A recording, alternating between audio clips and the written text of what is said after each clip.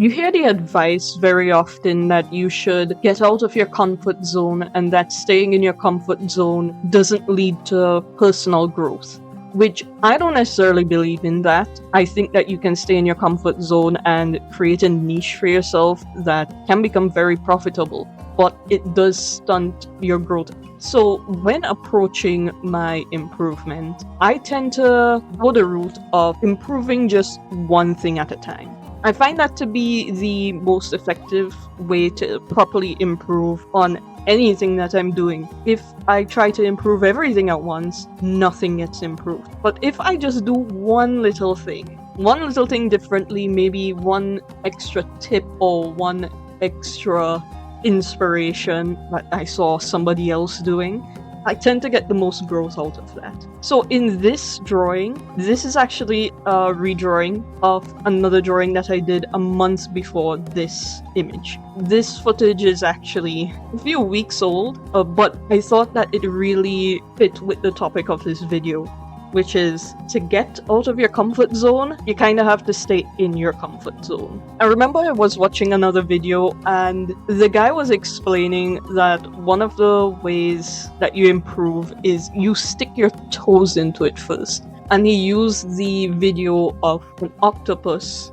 It's in an aquarium and there's a hole to lead to the other side, but you can't see anything besides the hole. The hole is just dark and there's a wall. So the octopus sticks out one tentacle, then two tentacles, and then it goes straight through. So it tests the waters a bit while staying within the area that is safe. And that's a very good metaphor for like a good way to approach learning. I am pretty good at doing single poses, just one person at a time. I'm not very good at doing character interactions. So I wanted to work on that, but I didn't want to stress myself out too much. So I picked 3 characters who I am familiar with drawing, and I put them in pose that I kind of already drew. This is a slightly different pose because the first one was, they were leaning forward a bit too much. I'll put the first image right here so that you can see where I'm coming from. They're leaning forward a bit, which creates a more technical pose, like more foreshortening, and I think that doing foreshortening while doing character interactions was just too much. So I picked an easier pose where the 3 people are just standing normally, but they're interacting. Now, you would think, okay, this is a bit confusing considering the video I posted before this was how I'm a lazy coward. But as I explained in that video, it's not really that I don't try to step out of my comfort zone, at least a little bit, but that I don't want to do bigger projects. Like, this drawing only took me about 3 hours to do, so it wasn't too much.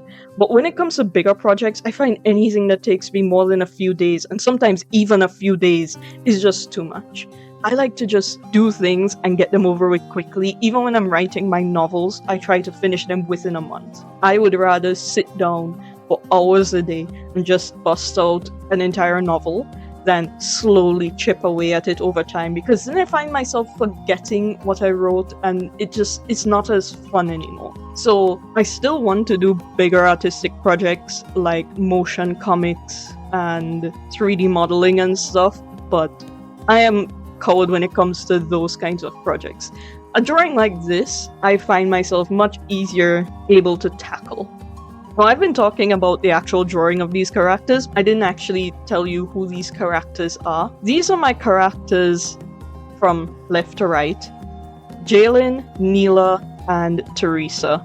And you can see them more, like I go more into their characters and their story, the Gother experiment, in another video that I posted a while ago. They are space soldiers. I know it doesn't look like it because they're wearing casual clothes, but that's because they're trying to hide from the people trying to arrest them. And by people trying to arrest them, I mean their own military.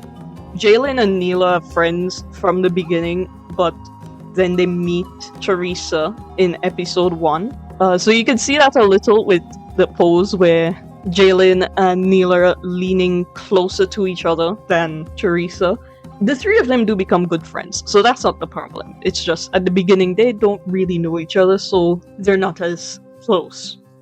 Yeah, that's all I had to say. This was a very short video. I don't think I need to explain anymore. Sometimes dipping your toe in is better. Sometimes you do need to just dive right into the problem, which I do sometimes. It's just that I'm not a fan of it when it comes to learning. When I'm trying something new, then I like to take things one step at a time. But if it's something that I already know how to do, like right now I'm doing a challenge where I'm trying to paint 8 paintings by the end of this month. It's been 1 week and I've already finished 3 paintings. That is a bit different because I already know I can finish a painting and I know I can finish wildlife paintings in my specific style. So the challenge is more the number of paintings that I'm trying to finish and not the actual painting. If I was to start like a comic, for instance, everything would be new. I'd have to learn how to do word bubbles, backgrounds, poses I've never done. I'd have to change the way I write because I'd have to condense everything from novel length to basically short story length. So that's why I'm a bit more intimidated with comics. But these kinds of drawings where I'm just trying to do different poses, do character interactions, do different shading styles and stuff, you can see that I was doing very cel-shaded, like a blurry cel-shaded style. And I do like how it came out for this drawing, though I do prefer my normal style of shading now that I've started to get used to it. Thanks for watching. Let me know in the comments if you prefer the dive right in method of learning, or if you're like me and you prefer to just focus on improving one thing at a time. I'll leave a link to the video where I introduce these characters because I love them and the story. And yeah, that's it. That's it this time. I'll see you in another video. Later. Oh, before I go, I would like to get your feedback on one thing. I'm trying a different mic.